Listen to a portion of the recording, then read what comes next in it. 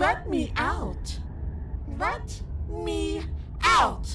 Let me out.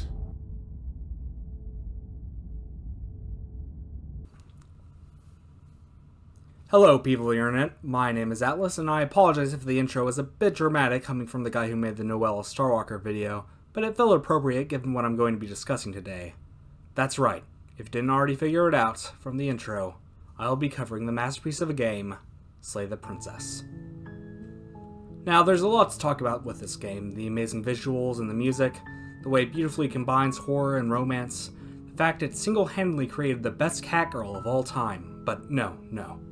As tempting as that last one is, I'm here today to analyze a portion of the game I do not believe gets analyzed enough. The Nightmare and the Moment of Clarity.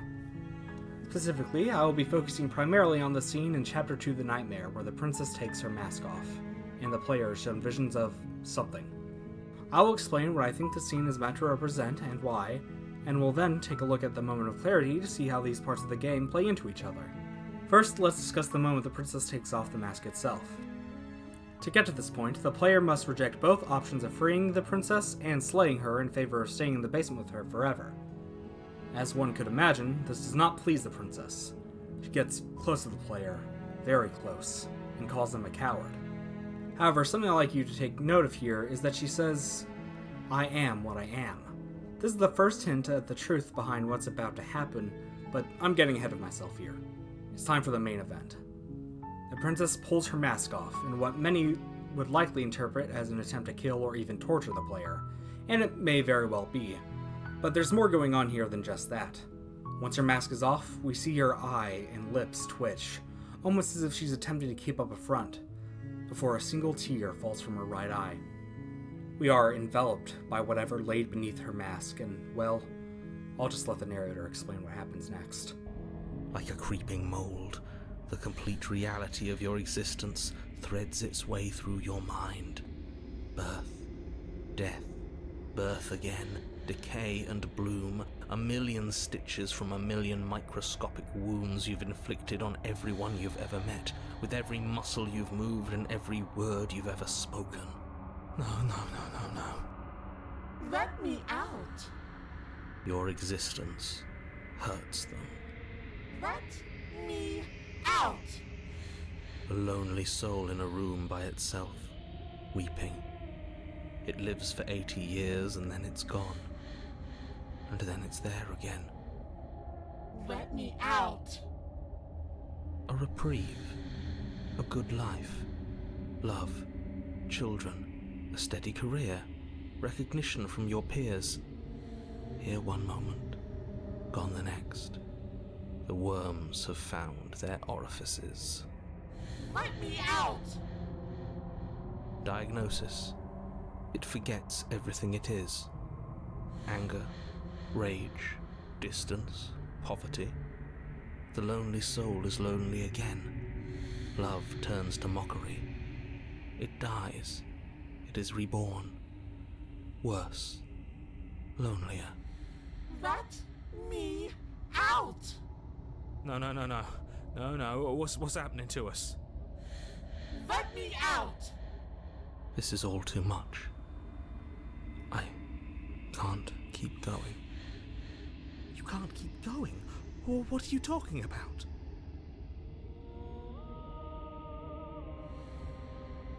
Oops, I think I broke you. I'll see you soon. You'll know what to do.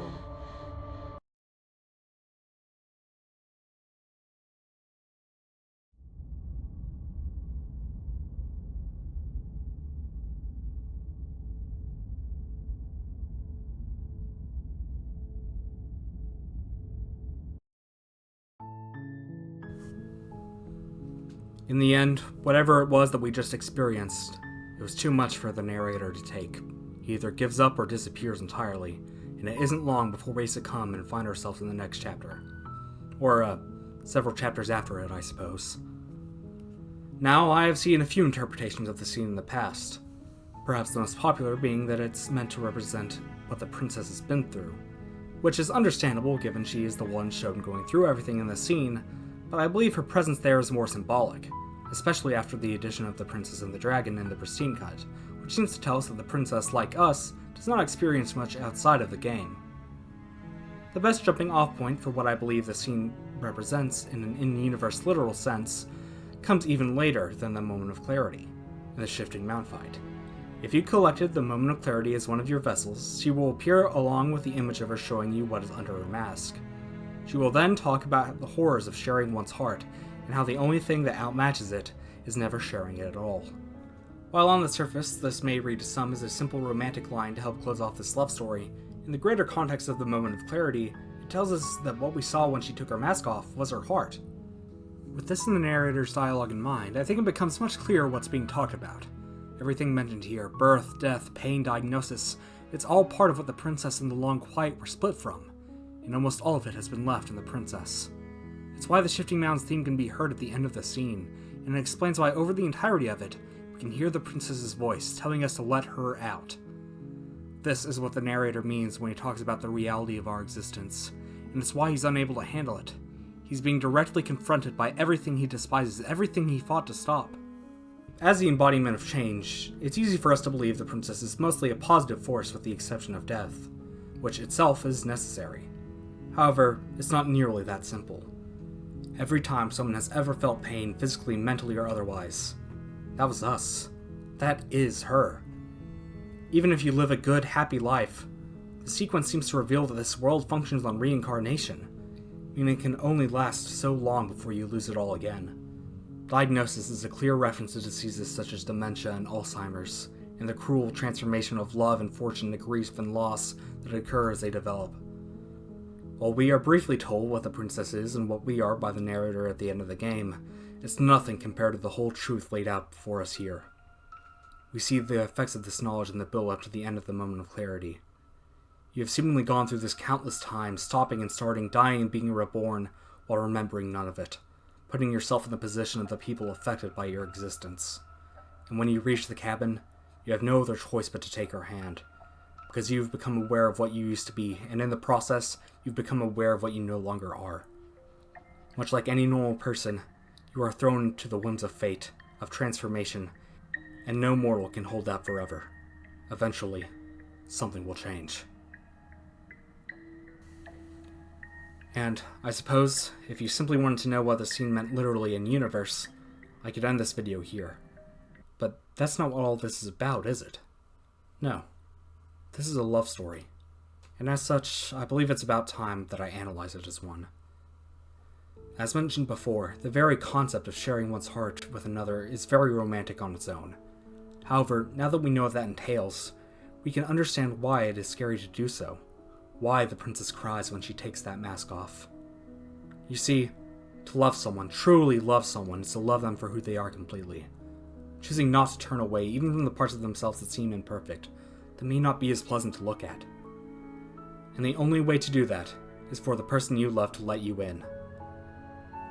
To let you see the parts of themselves they normally hide, afraid of how others would react. That is why the princess cries. She's afraid. Afraid that if you see what she really is, you won't love her anymore. Afraid because these are parts of herself that she does not love. And it makes sense that she thinks that, doesn't it? After all, to get to the nightmare, you have to be afraid of her. And if you were afraid of her then, willing to lock her up while she was chained up to a wall, why would now be any different? Now that her very presence is a threat to you. Why would you think you could love her?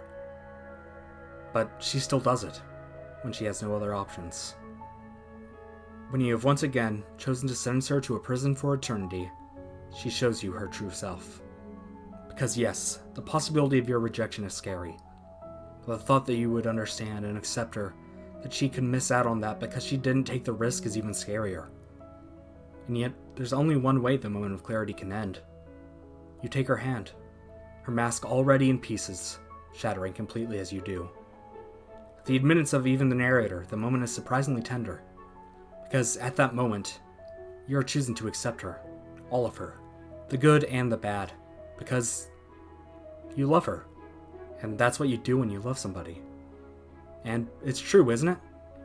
Over the course of Slay the Princess, you can see the princess do countless horrible things, She'll kill you, she'll betray you, she'll torture you, she'll devour you, she'll even try to end the world. And yet, we still love her. All of her. Not in spite of her flaws, but because of them. Because that's still her.